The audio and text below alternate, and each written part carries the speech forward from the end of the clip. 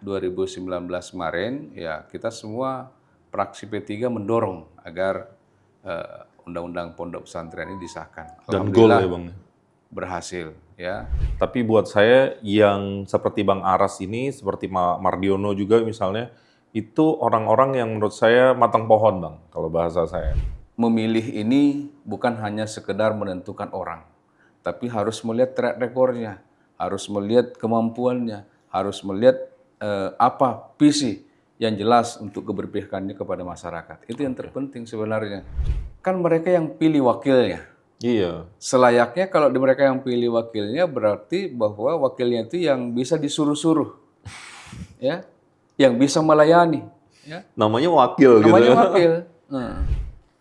Maknanya kita diutus ke Jakarta dari daerah untuk bisa memberikan kontribusi terhadap pembangunan daerah. Iya. Ya. Nah, oleh karenanya kalau mau melihat masyarakat sejahtera, perbaiki jalannya. Ya. Karena disitulah mereka semua beraktivitas.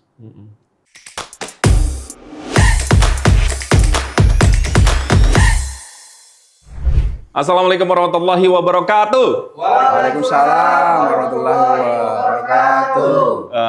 Jadi di sini begini Pak suasana Pak, santai-santai gitu. Luar biasa. Teman-teman, terima kasih sudah menyaksikan kembali podcast ini. Hari ini kami mengundang seorang petahana atau incumbent di gedung Cangkang Kura-Kura DPR gitu ya, dari Partai Persatuan Pembangunan. Beliau ini orangnya humble ya. Saya terus terang pernah mengenal beliau beberapa waktu. Kemudian menyenangkan, baik hati dan tidak sombong. Makanya beliau terpilih begitu ya, sudah 1 periode di Komisi 5, sekarang kembali mencoba ikhtiar politiknya di Partai Persatuan Pembangunan.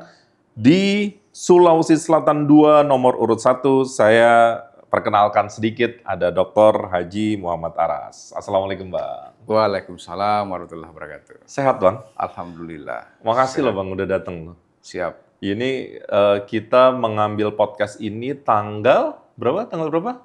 1 ya Pak ya? Februari. Ini lab terakhir dari mungkin 1-2 tahun perjuangan ya.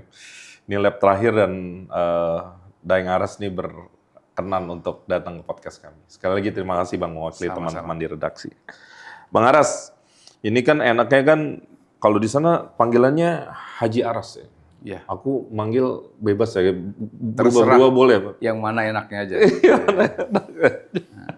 Bang Aras ini benar-benar ngobrol-ngobrol. Podcast ini dibuat ini misinya satu Bang. Kita ingin sekali penonton kita teredukasi politik. Jadi memilih orang itu tentu ada landasan suka tidak sukanya, itu nggak bisa dipungkiri. Tapi kami mau sebenarnya naik satu anak tangga, yaitu relevan tidak relevan. Nah, kenapa harus begitu? Karena kita ingin gedung Cangkang Kura-Kura Senayan itu diisi orang-orang yang relevan, yang punya kapasitas dan seterusnya. Makanya kita buat gitu ya. Jadi orang nih yang nonton, insya Allah orang-orang yang rasional nih. Ya. Orang yang memilih karena wah ini layak nih dipilih ya. Bukan karena wah Pak Aras ganteng, itu nggak saya larang gitu ya, emang iya juga gitu ya, tetapi nggak cukup di situ gitu, kita kepengen mengedukasi publik. Karenanya saya terima kasih Bang Aras mau datang. Sekarang saya nggak afdol kalau Bang Aras nggak memperkenalkan diri. Mohon berkenan nih Bang Aras, kenalin Bang Aras nih sebenarnya profil singkatnya seperti apa, kemudian portofolionya apa, karena kalau kita riset sedikit, Bang Aras nih salah satu dari legislator yang juga melahirkan undang-undang pesantren ya Bang ya, kalau nggak salah ya. Nah mungkin biar afdol, biar nggak salah juga Bang Aras tolong ceritakan beberapa hal tentang diri Abang, silakan. Ya, jadi memang kurang lebih 53 tahun yang lalu dilahirkan di Tanah Bugis, lalu banyak berkiprah di luar Pulau Sulawesi, sehingga banyak berinteraksi dengan banyak teman-teman di berbagai daerah, sehingga dalam perjalanannya tentu kembali ke daerah untuk bisa lebih melihat bahwa apa yang paling bisa kita kembangkan dari potensi yang ada pada kami. Oleh karenanya, kebetulan saya sempat sekolah di madrasah sanawiyah, sehingga tentu hal-hal yang terkait dengan pengembangan umat ini juga menjadi bagian dari visi kami.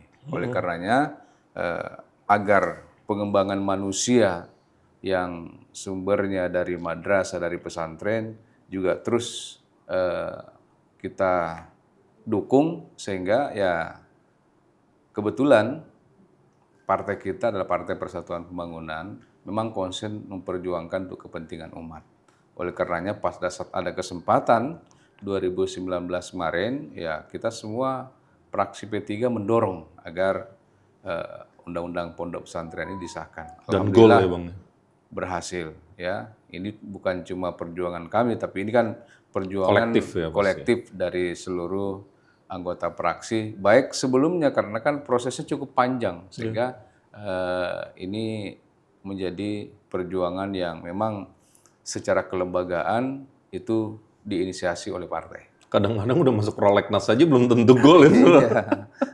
Bang, sedikit Bang. Undang-undang pesantren tuh ngatur apa aja? Apa yang paling penting dari undang-undang pesantren Yang paling itu? penting adalah pemerintah bertanggung jawab atas pengembangan pondok pesantren. Dalam hal ini posisi pondok pesantren hampir disejajarkan dengan pendidikan-pendidikan umum lainnya. Itu yang terpenting. Karena selama ini pondok pesantren itu hanya dibina oleh Pak Kiainya saja, ya. Kalau di Sulsel itu namanya dibina oleh guru tas saja. Mau ada bantuan pemerintah, alhamdulillah tidak ada, ya mereka jalan gitu aja. Hari ini dengan ada undang-undang ini sudah bisa dibantu langsung oleh pemerintah melalui operasional pondok pesantren.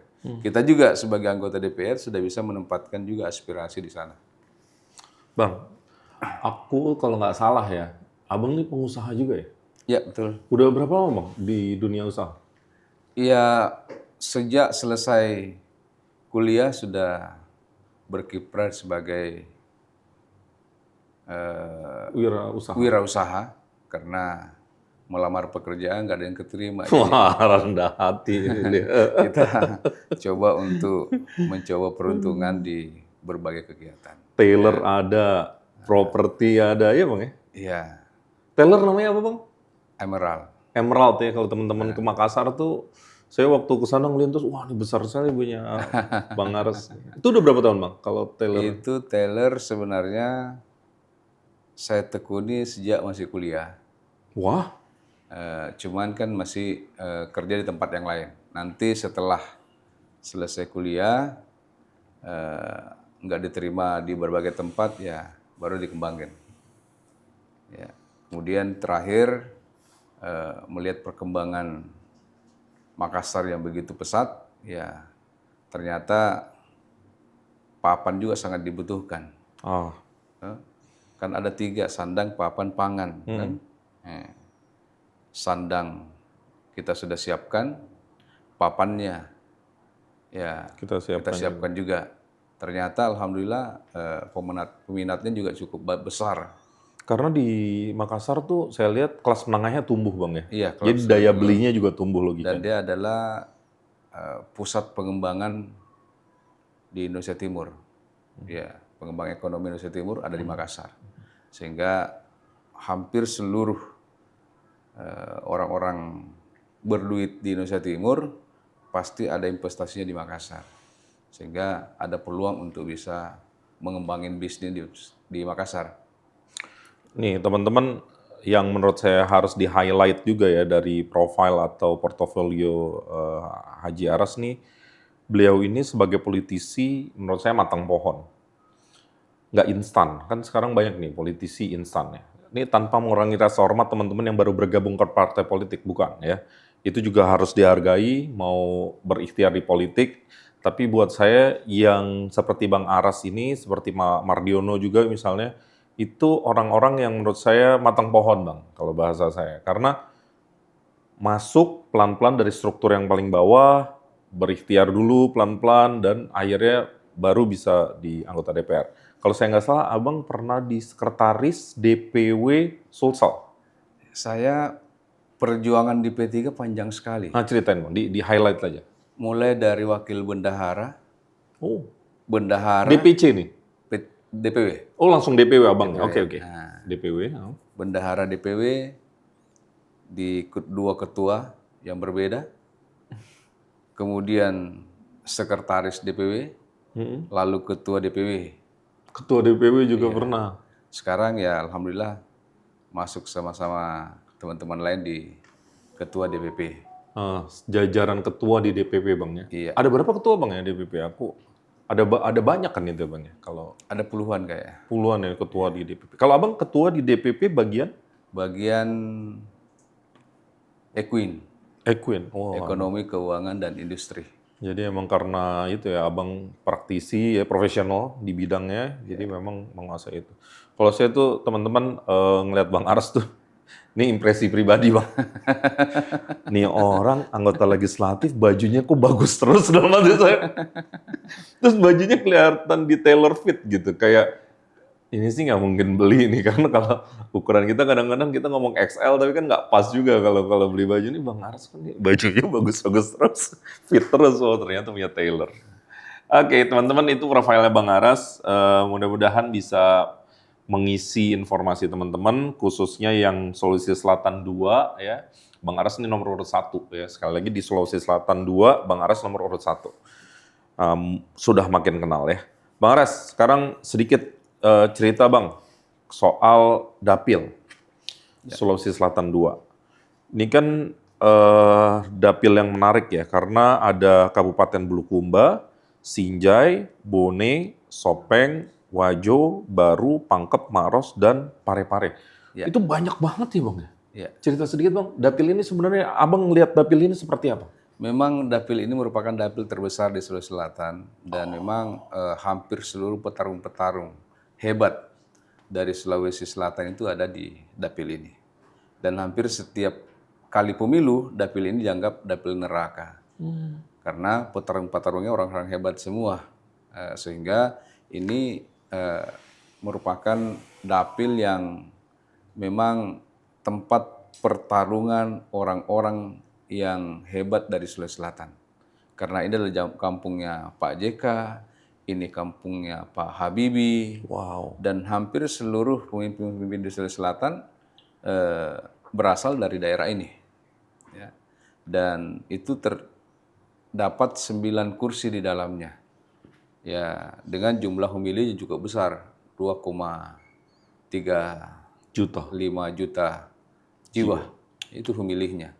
Sehingga ini juga latar belakang pemilih juga bermacam-macam.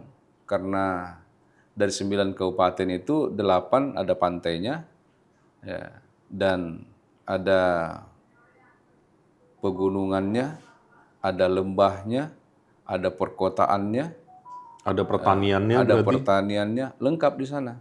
Sehingga tentu persaingan ini sangat kompetitif. Karena caleg-caleg juga dari berbagai macam latar belakang. Sehingga kampling-kampling mereka itu sangat terbagi.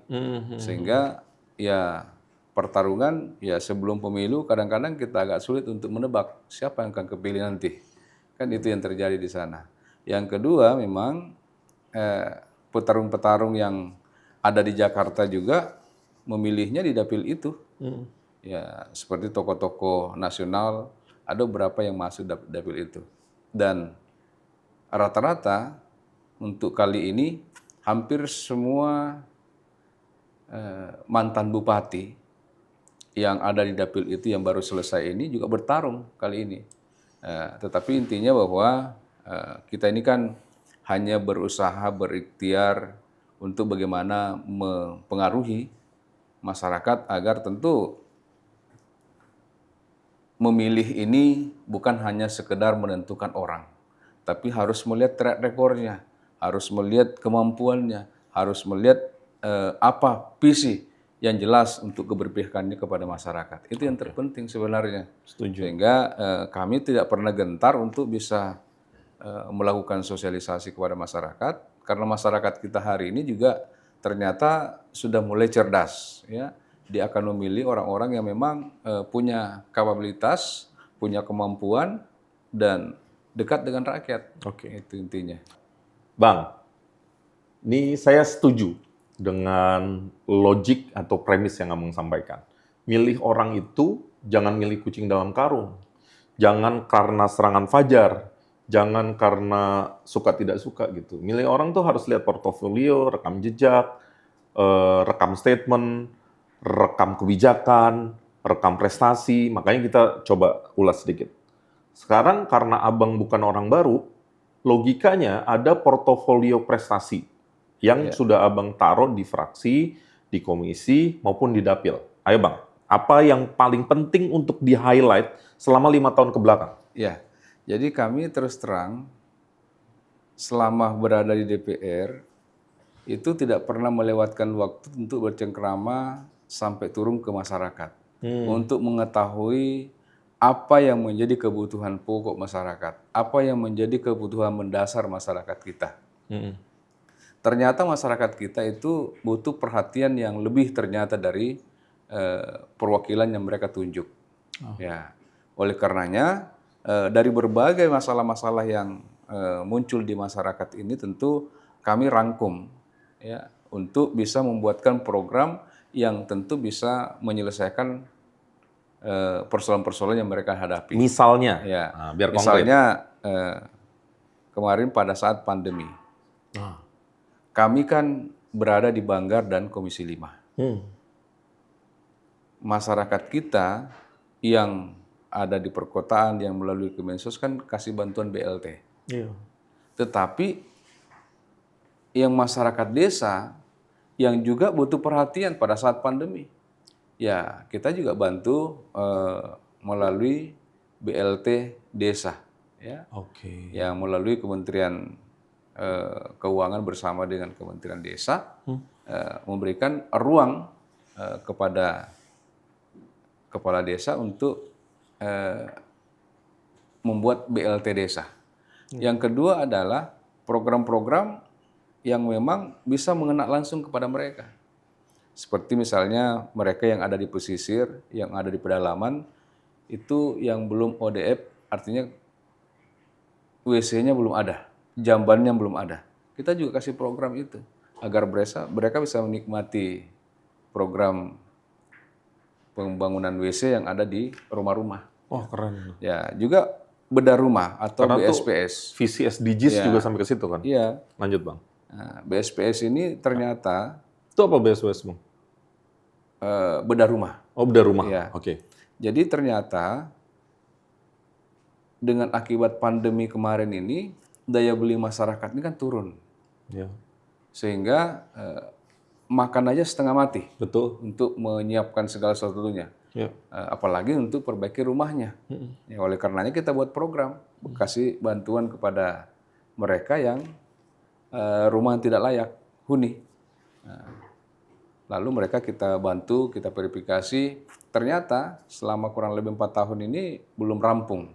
Nah, insya Allah kami berkomitmen untuk tetap melanjutkan di periode yang akan datang, agar bantuan ini betul-betul bisa dinikmati oleh masyarakat secara langsung dan mereka bisa juga sama kehidupannya dengan yang lain, bahwa mereka juga layak untuk menikmati rumah yang layak baik, huni. yang layak huni. Ya.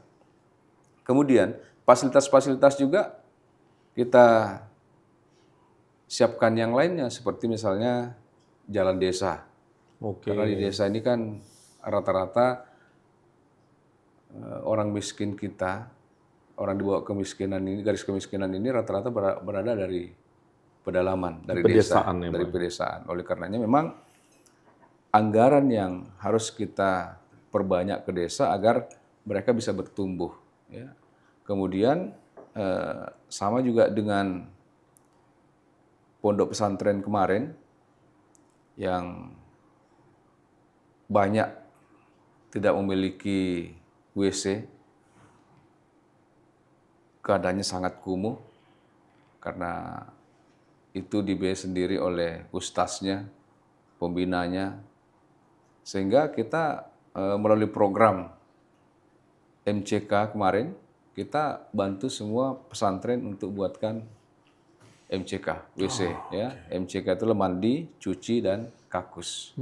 Ya, anggarannya kita kasih ke mereka untuk mereka bangun MCK agar anak-anak santri ini juga bisa hidup bersih, hidup sehat sehingga untuk belajar kan bisa lebih maksimal, lebih fokus kan begitu.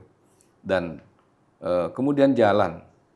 Kendala utama kemarin jalan itu adalah terkait dengan undang-undangnya. Kenapa?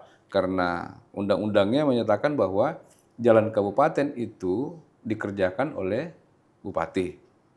Jalan provinsi dikerjakan oleh gubernur. Jalan nasional dikerjakan oleh pemerintah pusat. Ya. Dan ini kan pemerintah pusat tidak bisa mengintervensi ini. Karena aturannya seperti itu. Betul. Nah, pada saat perubahan undang-undang jalan kemarin di tahun 2022, kita rubah dengan menambah satu ayat di bawahnya yang berbunyi, bila mana jalan daerah tidak bisa ditangani oleh bupati dan gubernur, maka dapat dikerjakan oleh pemerintah pusat.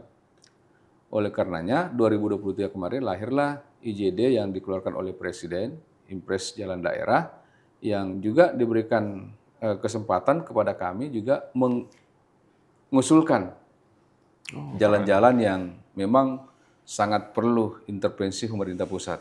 Jadi kalau cerita-cerita yang dulu viral di Lampung itu ke depan akan semakin sedikit ya yang terjadi. Karena dulu kan sering kali ya kalau daerah nggak bisa, ya udah gitu ya. Udah selesai. Nunggu lagi misalnya penganggaran. Kalau sekarang bisa dibantu pemerintah pusat. Bisa dibantu pemerintah pusat.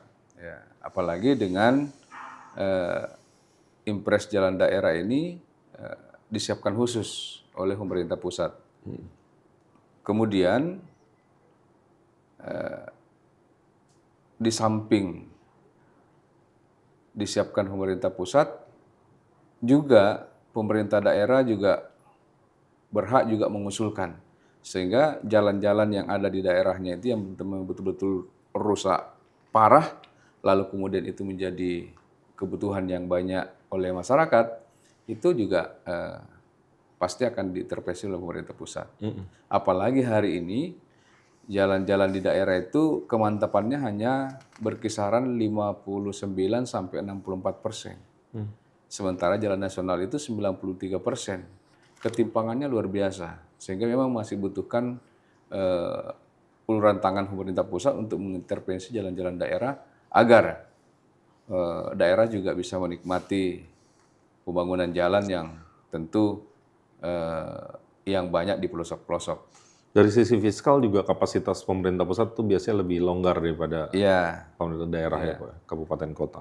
Kita lihat juga pendapatan daerah juga asli daerah sangat terbatas. Salah satu contoh misalnya di Sulawesi Selatan di dapil saya Kabupaten Baru. APBD-nya totalnya 900 miliar. Tapi PAD-nya hanya 100 miliar. Wah.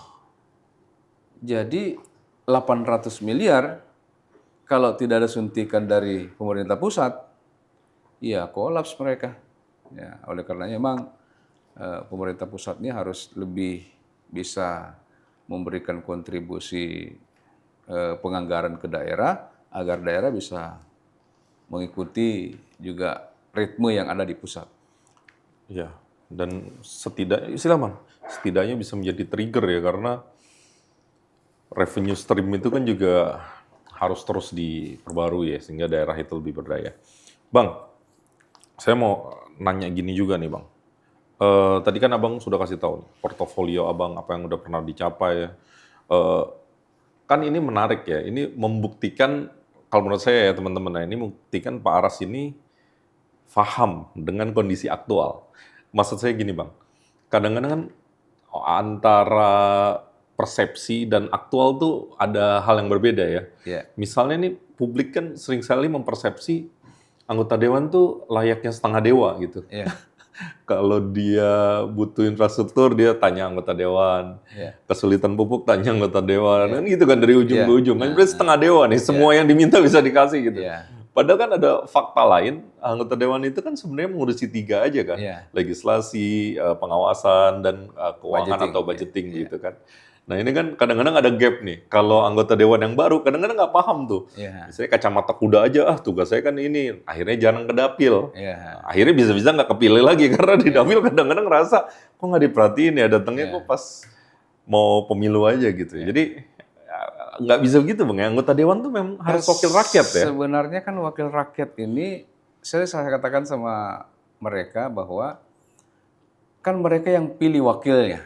Iya. Selayaknya kalau di mereka yang pilih wakilnya berarti bahwa wakilnya itu yang bisa disuruh-suruh, ya, yang bisa melayani, ya. Namanya wakil Namanya gitu. wakil. Dan kan yang berdaulat mereka, Iya, iya. mereka yang menentukan. Jadi terserah dia siapa yang mau pilih kan. Dan hari ini filosofinya anggota DPR itu bukan pemimpin, tetapi Pelayan. pelayan. Bukan penguasa, tapi pelayan. Jadi hari ini ya apapun yang disampaikan oleh masyarakat, ya mau menyenangkan kita, juga mau mencaci maki kita, itu kita tidak selayaknya marah, bahkan juga wajib untuk semua didengar. Karena memang begitu. Karena kalau yang misalnya hanya ustaz yang pilih kita, ya mungkin itu yang kita dengar. Tapi kan yang pilih kita ini banyak. Ya termasuk preman juga ada yang pilih kita. Jadi ya kalau ada kata-kata preman juga yang sampai ke kita, ya wajib juga kita dengar. Karena itulah suara-suara yang memilih kita. Yang kedua adalah memaknai tadi tugas-tugas pokok itu sebenarnya itu meliputi dari berbagai kehidupan kemasyarakatan kita. Budgeting. Semua kegiatan hari ini ujung-ujungnya adalah budgetnya berapa. Iya. Nah, kita di DPR, walaupun bukan eksekutor, tetapi punya hak untuk menentukan anggaran.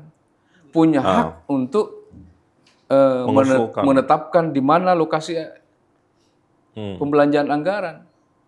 Jadi bukan berarti bahwa karena tidak ada, bukan eksekutor tidak bisa membuat ini dan Membantu. itu. Bisa. Nah, karena tidak mungkin pemerintah berani untuk membelanjakan uang negara sebelum ada penetapan dari DPR, sebelum ada pembahasan dari DPR. Iya. Ya.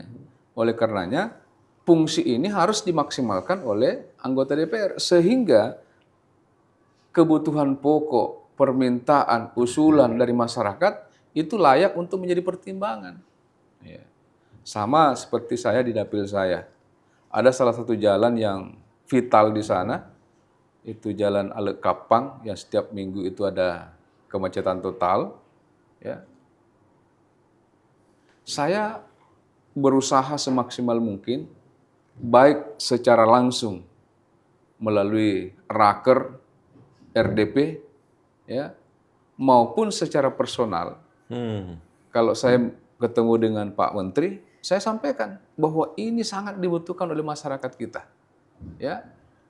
Kemudian kami berkomunikasi dengan balai daerah tentang berapa anggaran yang dibutuhkan, lalu kami buat kebijakan bahwa pemerintah pusat harus bantu seperti ini.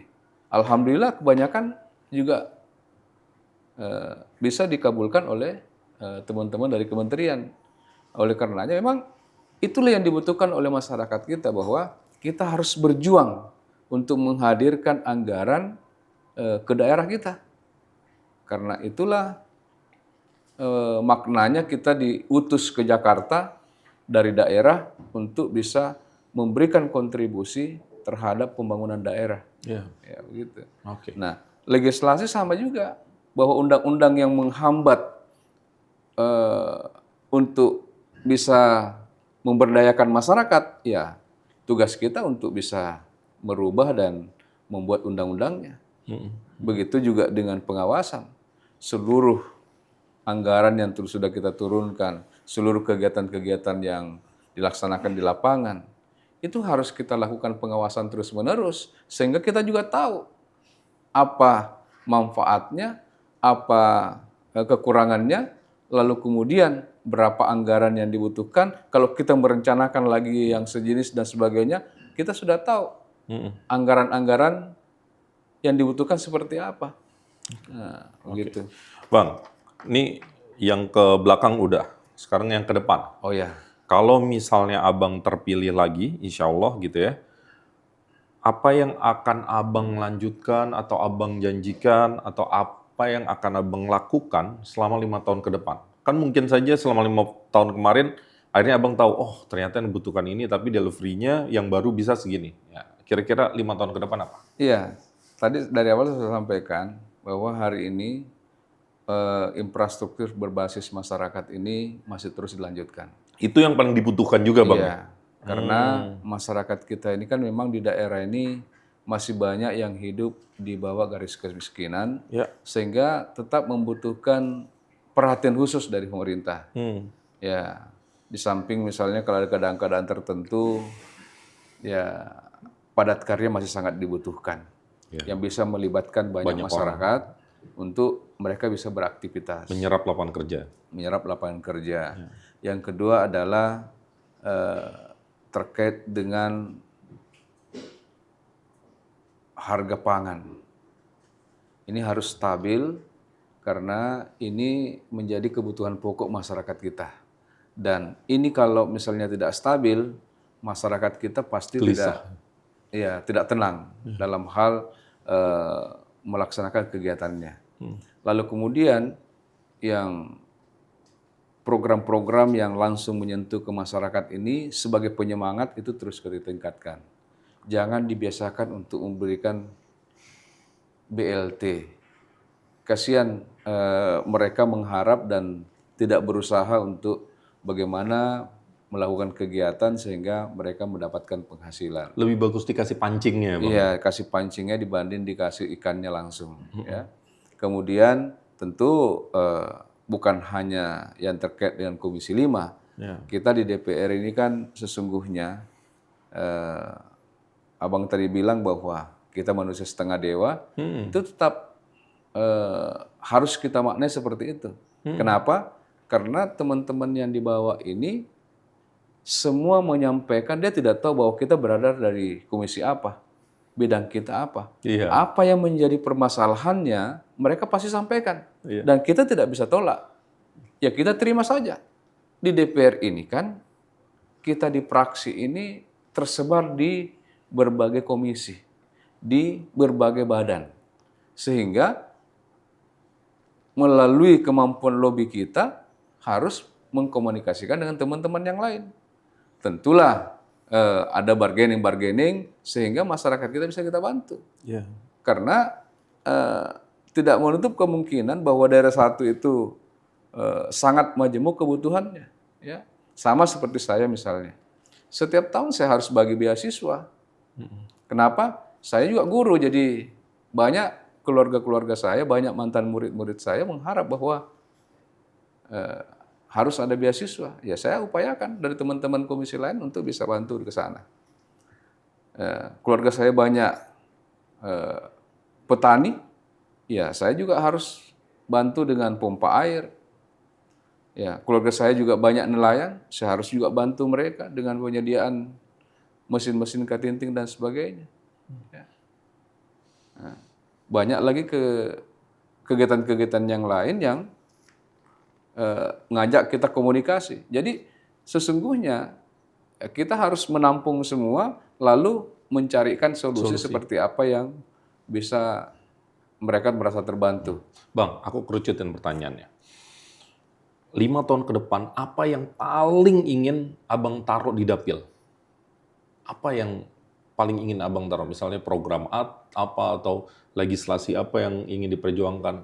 Ya, yang paling penting adalah proyek infrastruktur jalan bang, ya?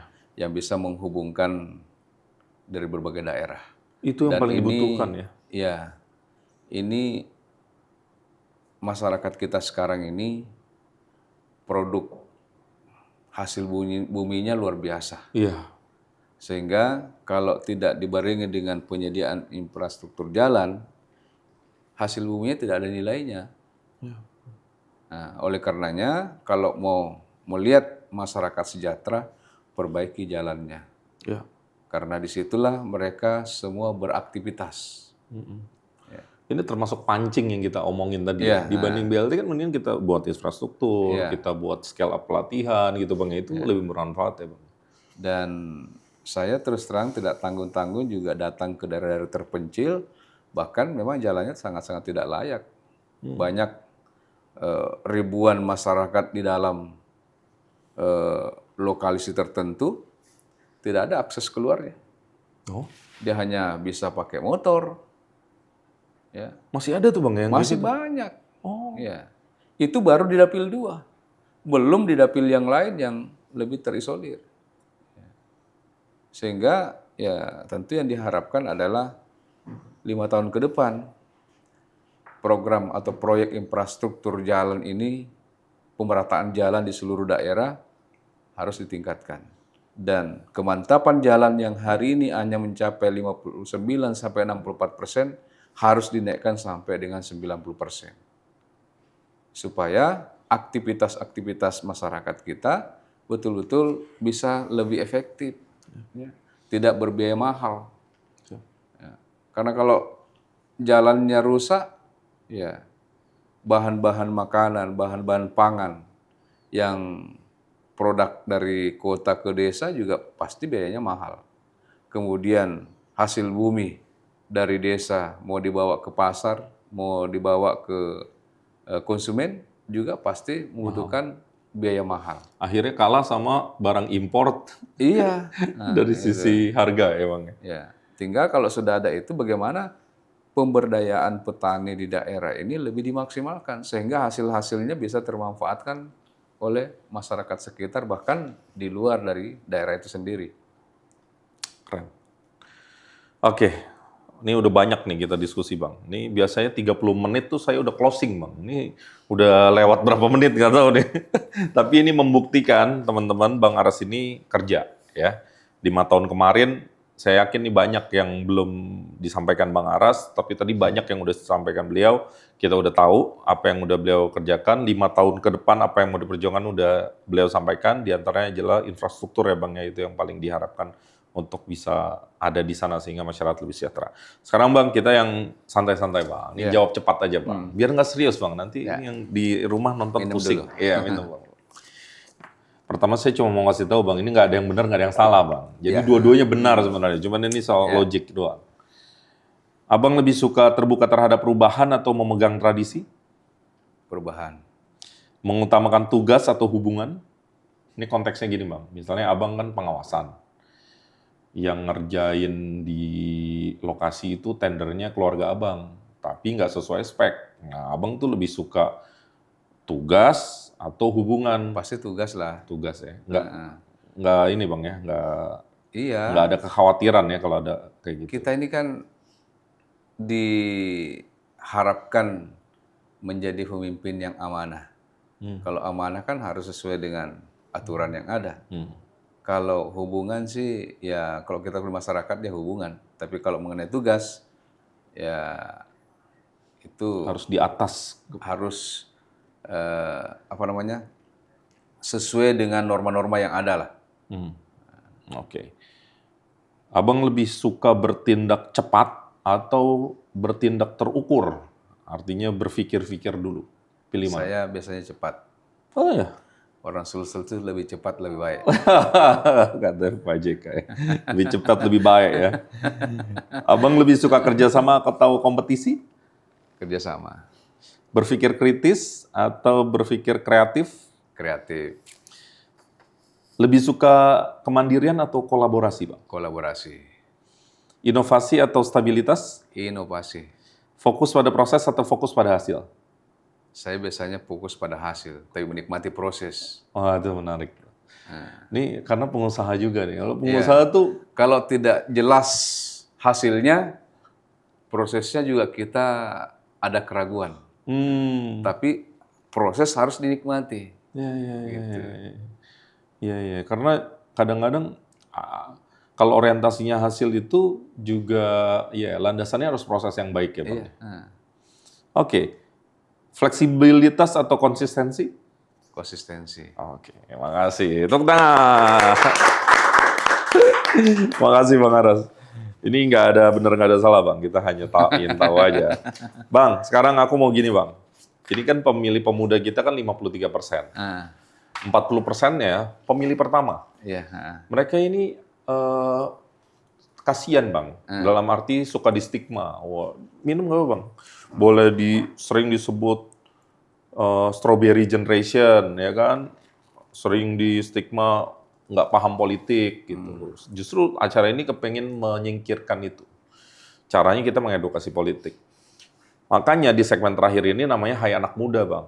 Jadi benar-benar kita idenya itu head to head antara anak muda sama calon anggota legislatif.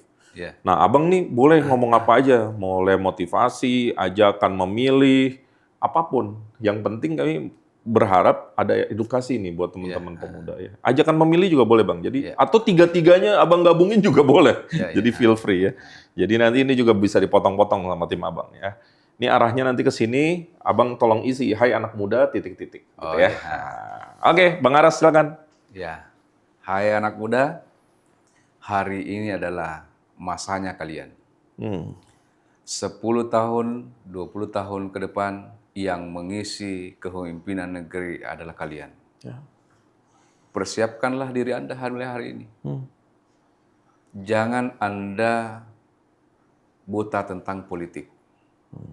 Karena politik ini insya Allah yang akan mengantarkan Anda untuk menggapai cita-cita besar Anda ke depan. Oleh karenanya, kalau hari ini Anda tidak melek politik, ke depan Anda akan dilindas oleh politik. Oleh karenanya, mumpung hari ini pemilu sudah dekat, cepat-cepatlah bergegas untuk bisa menikmati seluruh sajian-sajian politik. Sehingga kalian bisa ikut berpartisipasi. Lebih cepat Anda belajar, akan Anda lebih cepat untuk matang. Sehingga mungkin hari ini Anda mengatakan bahwa kami tidak butuh politik. Tetapi besok atau lusa, lambat atau cepat, Anda pasti butuhkan politik. Oleh karenanya, jangan pernah abaikan proses politik yang terjadi hari ini, karena ini akan terulang dan terus terulang, dan Anda pasti akan terpengaruh atau dipengaruhi oleh pengalaman yang Anda miliki sebelumnya. Oleh karenanya, harapan besar kami bahwa anak muda hari ini tampillah terdepan untuk mengekspresikan seperti apa keinginan besar Anda untuk membangun negeri ini di beberapa puluh tahun yang akan datang. Karena Andalah yang sangat menentukan seperti apa negeri ini 10 tahun, 20 tahun akan datang, dan seberapa besar keterlibatan Anda. Karena persaingan akan semakin keras, globalisasi akan semakin menguasai dunia. Oleh karenanya, anak muda ini kan tidak boleh tinggal diam. Tidak boleh apatis. Harus optimis untuk bisa menerima estafet kepemimpinan. Oke.